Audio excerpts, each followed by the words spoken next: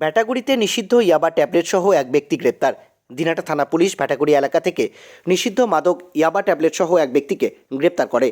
রবিবার দুপুরে এই তথ্য নিশ্চিত করে পুলিশ সূত্রে জানা গেছে, আমিনুল হোসেন নামের এক ব্যক্তিকে প্রথমে আটক করা হয়। তারপর তার উপর তল্লাশি চালানো হলে 1300 পিস ইয়াবা ট্যাবলেট উদ্ধার করা হয়। ট্যাবলেটগুলোর মোট ওজন প্রায় 62 গ্রাম। মাদক উদ্ধারের পর আমিনুল হোসেনকে গ্রেপ্তার করে থানায় নিয়ে আসা হয়। ধৃত ব্যক্তির বাড়ি পুটিমারি 1 নম্বর গ্রাম পঞ্চায়েত এলাকার বলে পুলিশ নিশ্চিত করেছে।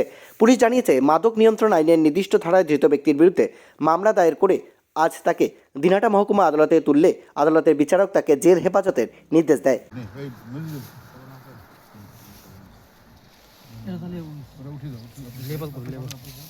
লেবেল করার আগে আসলে লেবেলটা করার আগে মালটা কুটে দিতে হবে, কুটা হবে তারপর লেবেল করবে। এটাকে ছাড়ো না হাত থেকে। কি অসুবিধাটা কি হচ্ছে?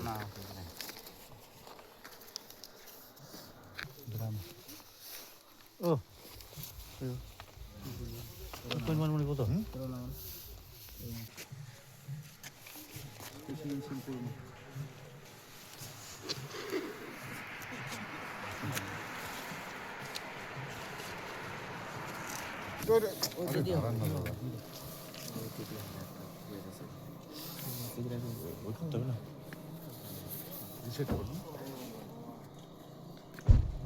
এটা ব্যাকা হয়েছে ওই জন্য এটা রিসেট করতে।